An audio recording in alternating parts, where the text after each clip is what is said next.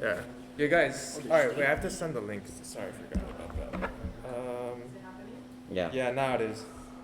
All right. So. Hey, welcome. Why did you do this? No. All right. I have to share it to the chat. Let me read these questions. I literally only put one question. That's all in one question? Yeah. Oh, gee. Okay. One question and points. All right. Well, let's give it a go. All right. Hey everyone. Good evening. This is Salty Frequency for now. Just for now. We're a bunch of architecture students that wanted to start their own podcast, and we're gonna see how this goes. It's gonna be fun. Mm-hmm. All right. So let's introduce ourselves. Right. We got Carlos Aponte. Hey. We got Brian Gaw. I drink coffee. Tyler Oviedo. Myself, I'm JP Calvache. So, what's up? How's it going? Yeah, it's good. I'm honestly surprised we were able to get this together in 20 minutes. Yeah, man. It's Yeah. I was under the impression that this was gonna be like a weekend thing, but Oh, yeah, okay. Yeah. So it's interesting. I've But never. here you are. Yeah. No, I mean it's interesting. I've never done a podcast before, so Mm-hmm. it's kind of cool to see the setup or the work that Mhm. goes into it prior. Mm-hmm. A lot of interesting intricacies to it. Yeah. But yeah, man. I mean, we have some questions there. I don't know if Yeah. Well, first of all, I feel like we should talk about what it is that we're even going to be talking about. that's true. okay. We're situated in South Florida. Well, first of all, we kind of even we got to this point because we were studying at FIU. We learned a lot about the city of Miami, urbanism, and even the environment. So having conversations about this not only in school but also just between each other and at work, JP was like, all right, let's do a podcast. And then literally today he said, let's do a podcast. And now here we are. So yeah, that's how we got here. It's really impromptu. Yeah. It's better to just break through that mental barrier. Yeah, Right. If not, you're never gonna start. Exactly. Right. Yeah. Right. Yeah. No, I think it's a great approach. I mean, because even though there's bumps in the road that come along the way, it's like JP says, at least we're here and Mhm. just I mean, we just ripped the Band-Aid off. Yeah, Exactly. definitely. Okay. Yeah. But now you can get to that. Well, where we're at is South Florida, so there's a lot of things that the architects deal with at a regional level, and that has to do a lot with how we approach architecture and sea level rise, because it is a predominant issue Mhm. that will affect people in 100 years, and because of the ideas of architecture has to last 60 years before maintenance or something like that. Mhm. It's imperative that we start designing for that now. Yeah. So that's what Yeah. we're talking about. Those are the issues that Yeah. as a starter. And it's also not only is it brought up as a topic so much in school, but it's also a personal interest that I feel we all, because we've even talked about it outside of school, you can see that we're kind of passionate, right? Yeah. Would you say that? Yeah. Yeah, kind I of. mean, kind of have to be comes with the territory. Yes, definitely. And so we do have a question that we want to try to answer here today, which is what are some solutions we can come up with to save Miami as future designers of Miami? Being in a world full of developers and just very hungry businessmen from New York.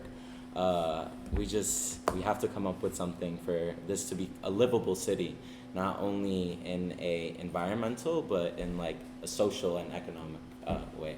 Right. Yeah. Right. Wow. Yeah, it's definitely a question that's not going to be answered in one sentence. Definitely. But I mean, there's a lot of layers. Give it a to shot. Yeah. Give it a shot. Give your thesis. Yikes! On the spot already. Damn. Let me see. Honestly, let me see that again. Repeat the question. Yeah. Because there's so many ways that you can look at this, right? You have to think about it from an economic standpoint as well, and because this isn't only affecting, I guess, the city of Miami in terms of I guess, design. Because, Mhm. okay, so there's flooding. We have to address this either through form. In the process, I mean, the economy is going to be impacted as well. There's also, I feel like, to some extent, politically, even, because it's always going to get political. Yeah. I mean, that's something that you can never avoid. But I don't know, man. It's a really, really hard question. Yeah, I think we could definitely start off maybe talking about Miami Beach, because that's like the area that's gonna be like firstly impacted. I think we can. I think it would be really good angles if we just talk about how what they did wasn't the best idea. Like putting, Yeah, give some high- context. like, get some definitely. high value hotels right at the edge of the water, where high tide will just flood Yeah. the streets with like at least maybe it was like 6 inches of water, and people Yeah. can't even drive through that. It might go more than that. Yeah. It might go. Yeah, king tide. How high does the water go? I don't know off Yeah. the top of my head, but I've Personally, seen like It's an- pictures where it's like you don't want to drive your car through it even because Yeah, no.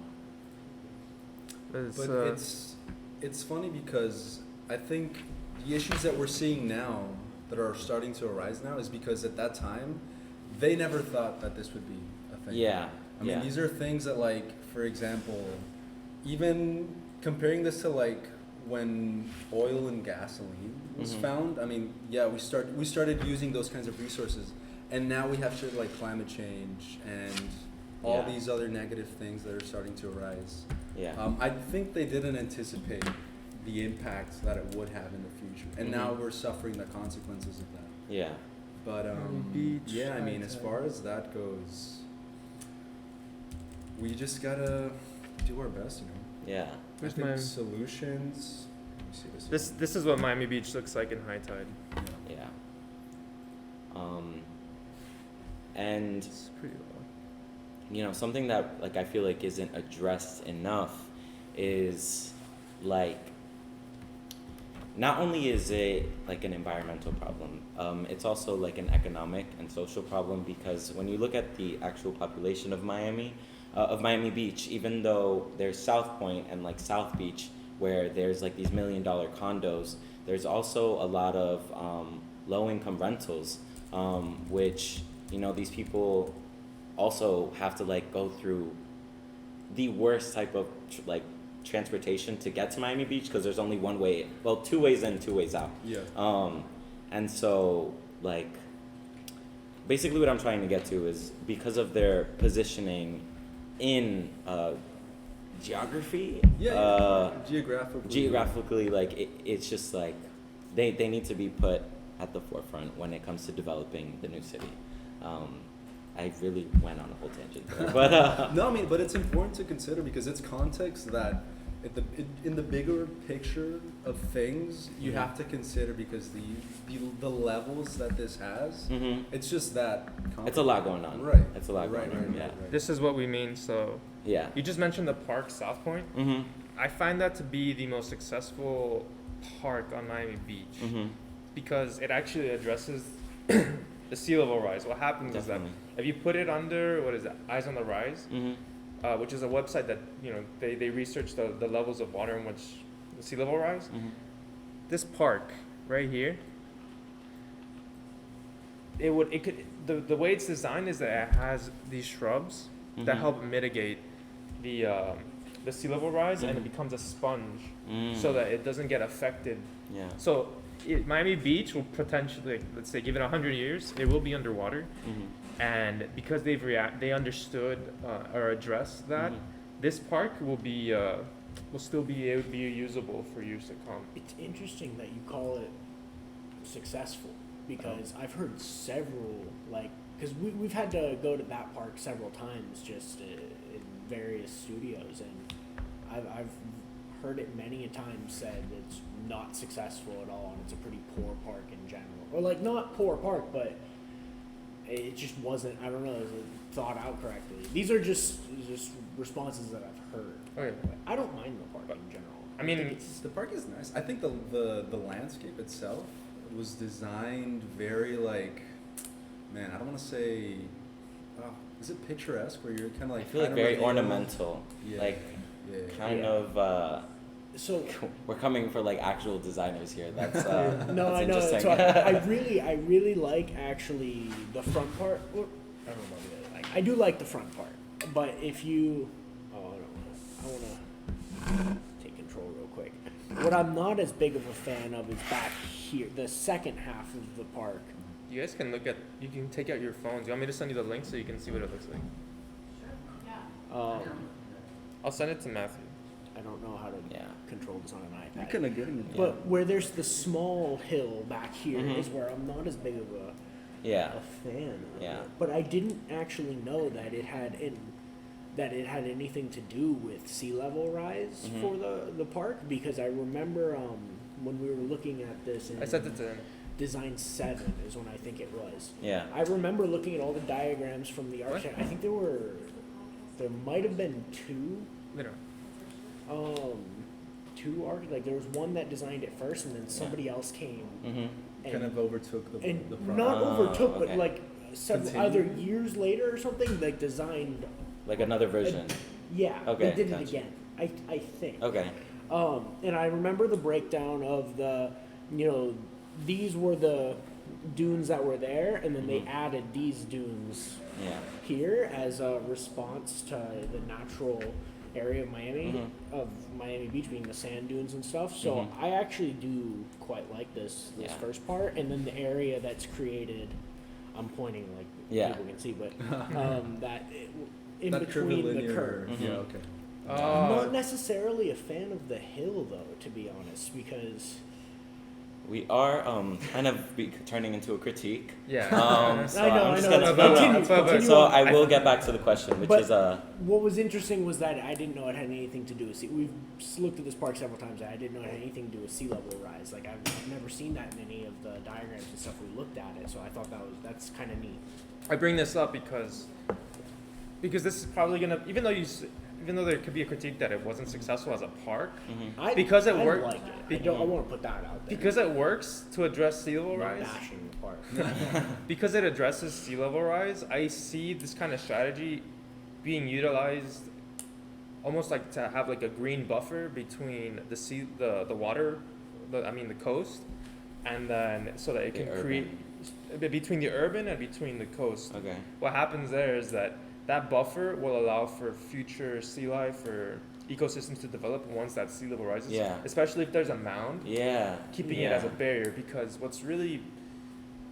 what seems to be pretty problematic, at least aesthetically, is maybe an engineer's approach to solving the issue, which is a big sea level wall, which Mhm. doesn't allow for any of that permeation between sea level, sea life Mhm. and the life of Yeah, people. humans, yeah. So that's the issue. Not to mention that we have terraformed this Mhm. in a way that really makes it harder on the environment to even Mhm. adapt to Mhm. the sea level rise, because mangroves help bring back the coastline Yeah. because of the roots, and because we have to have this luxury ocean line Mhm. with dotted or lined with luxury Mhm. condos or hotels. Mhm. You can't have Yeah. any mangroves. Yeah, but I definitely do agree with you on like how it is a pretty solution instead of like just a seawall, because like one day when this is taken over by the sea, like animals will be able to come here and enjoy it, Yeah. instead of like being suffocated by like whatever we left in Miami Beach as dirt, or like left behind once we if we abandon it. But I think we came up with like a park solution, so I'll write that down. But just to reiterate the question, it's what are some solutions we can come up with to save Miami as future designers of Miami? Well, there's a city that already went through this predicament, which was Venice. Okay. And Venice, they've allowed, well, at least what happens is that the first floor, which Mhm. is typically double height space, if it's going to be like a mixed use building, Mhm. that could be, let's say, thrown out, Mhm. and it could be adapted to allow water to come in, Mhm. and you would essentially have that third level Okay. for boat access. Mhm. Not to mention that because you could densify the city, especially with Miami 21, there are the orders to do that kind of thing with every new construction. Yeah. You could because things are closer, Mhm.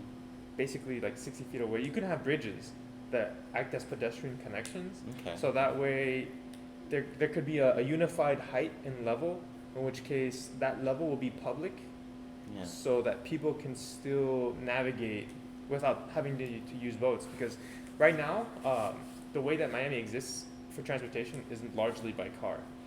And the places that will be most affected by sea level rise are the ones that are the most economically developed. Mhm. And in order to not take away that prosperity, Mhm. you would need to have, it would be more practical if the buildings that last longer than boats would be the ones that help people, transport themselves. Yeah. Especially if they're close enough to have the kind of bridges. Mhm. Mhm. Uh, Yeah. so- Yeah, no, I think kind of like going in that direction. It's kind of like how what we were talking about today about like Maria Flores's thesis. I mean, she's not watching, but We can- like maybe you could pull it up. But What was since her- you brought up the downtown area and kind of like how things and bridges even, it made me think about how like let's say when you look at downtown Miami, there's the monorails and there's the metro rails. What's her website? And I don't know. I just sent it to you. I'll send it to Yeah. myself. But when you look at like the monorail and metro rail, it's at a way higher like level than the street. And so let's say if it were to be impacted by sea level and like water comes into the city, people would still technically be able to get around because it's still functioning above the ground. It's almost as if it anticipated that. Yeah, I was thinking about that. I'm like, whoa, like thought ahead.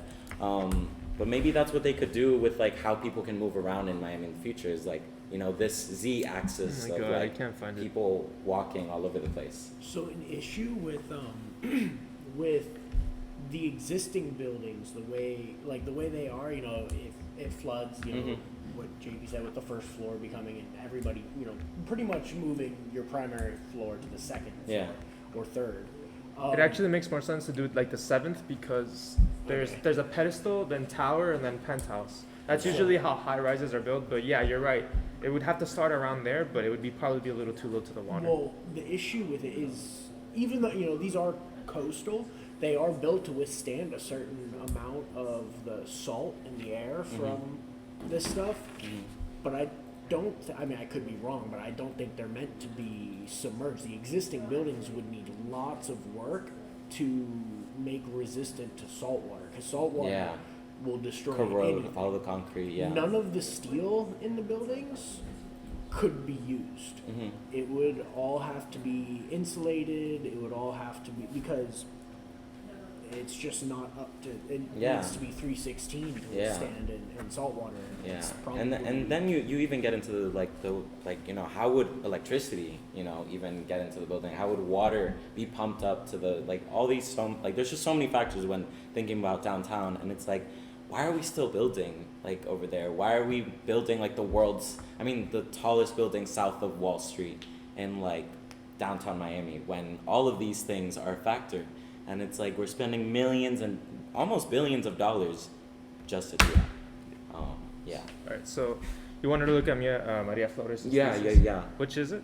Hold on. It is Colony 2100. Any thoughts, Carlos? Yeah, dude.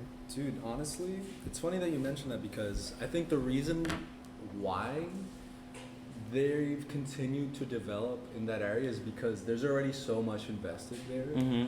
that if all of that were to be lost, I mean, imagine the millions That or would be billions lost. of dollars that would be lost. I yeah. mean, that's already an investment there. So I think maybe they're going about it the wrong way. Maybe it's not so much about developing, but more so like, okay, we have all our kind of chips in this place. Mhm. What can we do to preserve this area Okay. and maintain the integrity of this place? Mm-hmm. But I mean, I don't know, those kinds of things Yeah. becomes very subjective because it's like, okay, well, we could do this, we could do X or Y, but it's always going to be about money. Yeah. Unfortunately, I mean, we could It's true. be It's Miami. right. Yeah. Right. So what did you want to go over? Did you want to say anything, Brian? No. No? Okay. So you Um, can use this to help you. Yeah, but something that me and JP were talking about, and even having a talk with a professor, is this student that graduated from FIU. Her name's Maria Flores. She was a professor when I was in D2. I didn't get to have her, but something that I found was her portfolio, and for her thesis, she actually, I didn't read over this. I would definitely like to read it, and we can maybe put it in the link if there's like Yeah, a link. But she kind of talks about the downtown Miami and Brickell area in the year 2070, and how can it function as a city once sea levels does start to rise. And personally, I have not looked at these diagrams, but I did get to look at some of her elevations you wanna and zoom in? renderings. Yes. And she kind of, what I found very interesting is creates this condition of elevated like walkways, kind of how we're talking about the monorail and the metro rail. And it's like, even though it looks busy, it looks super cool, like imagine going for a run and it's like you have the ocean under you and like just like all these walkways. I can imagine this being a possible future. Yeah. And the fact that she came up with this as an idea, even, it's just like it gives hope, because I feel like we don't see this not only as designer. I mean, no, we do see a lot of this, but like publicly, people that aren't in architecture school or in the world of design, they don't get to see things like this. So that's even why we got motivated to do this podcast, is because more people should know about what can be done for our future. It's not a dead end that we're reaching, not like a cyberpunk future. Like we can make something nice and You mean dystopian? dystopian, yes. Yeah, but I Cyberpunk. yeah. Keanu Reeves. But yeah, and then maybe We're we not can. looking for a Keanu Reeves future here. Yeah, and she goes into some like super crazy theories wow, about the look at future, and like the idea of drones being implemented into the technology, especially with Miami becoming like, they want to become like the Silicon Valley of the East or something, but So, it's yeah. like they're investing so much in tech, and so the fact that it's even implemented into the design as well is just it's really cool. Very cool. What's her name again? Maria Flores. Maria Flores. Yeah. It's really. Do you know what I year? know the name. I don't remember. She was a she graduated professor at some 2 years before. Yeah. 2 years before. Yeah, she already Yeah. graduated. And then another case, I don't know if you want to pull it up, I'll but pull it up, the yeah. the literal salty urbanism Yeah. case study that we saw by Brooks and Scarpa was something that was like really inspiring to try to start to imagine a future that could actually be successful. Did you have Giselle for D5? I Where did had her for She- D4, She yes. talks a lot about it was Brooks Mm. and- At least for D5, when I had her, she was Really? making a huge deal about Oh, about it. the Brooks and Scarpa one? Yeah. Oh, wow. Because I don't know if you guys got to design. No, you didn't design the city for D5. Oh my right? god, dude. That That project was a mess. Yeah. I It was a designed mess. post office. You guys. No, we designed a park by Brooks and Alice Scarpa, Rainwright. Salty. The Wainwright That- Park, right? yeah. That's D4. Oh, that's D4. Yeah, Right, D4. What about D5? D5. Oh, okay, I didn't- Mid-semester D5, didn't do- you had to design like a whole master plan a city in Mhm. like either Little I Haiti remember or. Marcelo tell. I think we were talking about that at Yeah. some point. Mhm. Yeah, it was a lot. Yeah. I have nightmares still. but yeah. And so this is Brooks and Scarpa, All right. Yeah. Okay, there we go. All right, we're gonna have to do this. So now you guys do have to. Is anybody watching or Two people. Just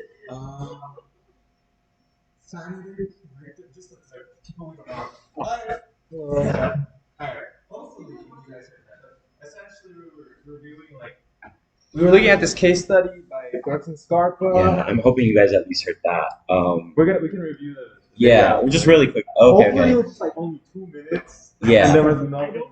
I don't think so. I've been looking at it. I looked at it a little bit ago because I was trying to see participants, Mm-hmm. Yeah. and then Okay, so I'll just like briefly, really quickly, just talk about it. no, there it is. Oh, you got it. Okay. I'll just like briefly bring it up, or like from the beginning. Just the Salt Brooks and Scarpa. Brooks and Scarpa is an LA-based architectural design firm and company, and they have this case study for, or I don't know if it's something that's going to be like initiated by the city of Fort Lauderdale or Miami, but they came up with these solutions about what South Florida could do to like arrange itself and organize itself in a way that we can adapt to sea level rise. Because sea level rise doesn't have to necessarily be a bad thing. It just all comes down to how we go about it. Adaptation, exactly.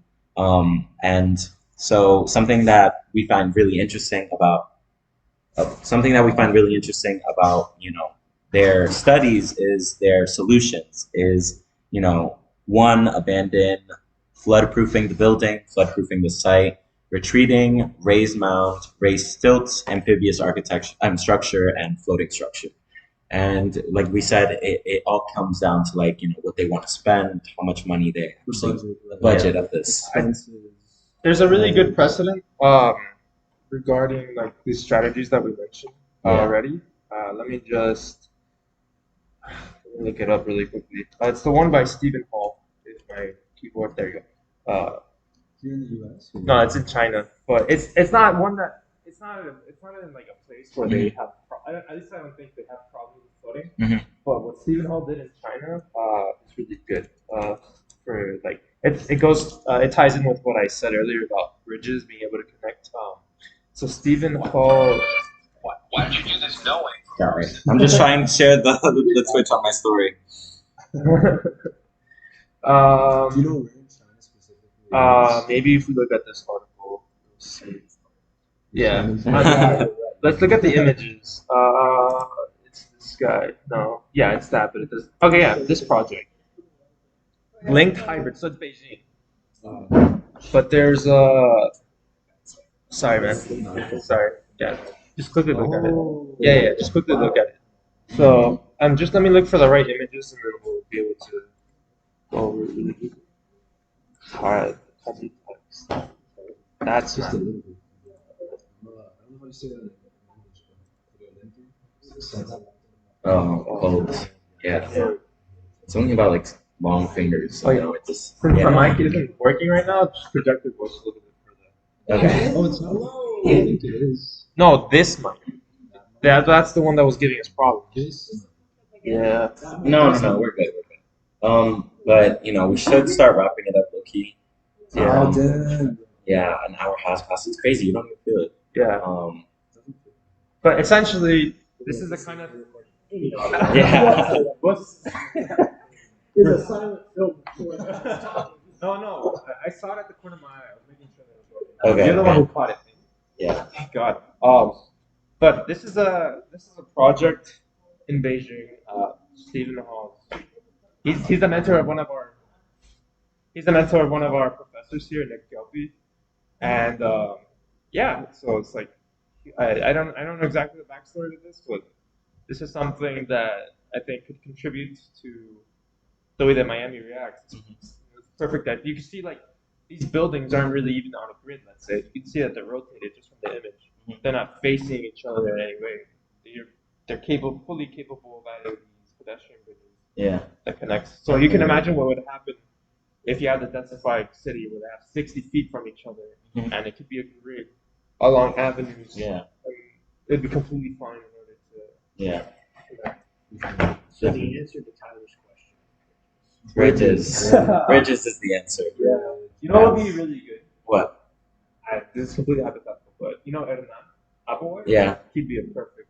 Oh, definitely. No, like that man, he has solutions. Like he's coming up with solutions right now. Hopefully. Yeah, it's really insightful. Hopefully. Yeah. It's really insightful. But yeah, so I guess that sums up our first episode. Do you guys want to do this next week? Yeah, let's do it. So weekly. Yeah. So every Wednesday. I don't know. Today's Wednesday. I don't know if Wednesday will be the best because it's the day before studio. Maybe Friday. Friday is the way to go. Okay, yeah. Because Oh, yikes! Wait. Well, You'll figure it out. Yeah, we'll figure it out. it could be But- Monday. Yeah. Let's just say, yeah. Thursday nights after 9 because I passed at 9:30. Oh, Okay. same. Yeah. Yeah, I know it's a lot. Well, regardless, whoever is watching we are like very open to questions, and to keep on this discussion, we ask that the people watching, ask questions themselves. If you have an answer to how we can save Miami, it'd be great. Yeah, man. So. I mean, the more the better. So yeah, we could probably get some questions from the audience now.